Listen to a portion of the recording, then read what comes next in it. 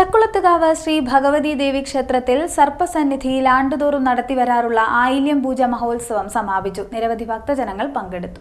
ചക്കുളത്തുകാവ് ശ്രീ ഭഗവതി ക്ഷേത്രത്തിൽ സർപ്പസന്നിധിയിൽ ആണ്ടുതോറും നടത്തിവരാറുള്ള ആയില്യം പൂജ മഹോത്സവം സമാപിച്ചു. രാവിലെ സർപ്പസന്നിധിയിൽ വിശേഷാൽ പൂജകൾ നടന്നു.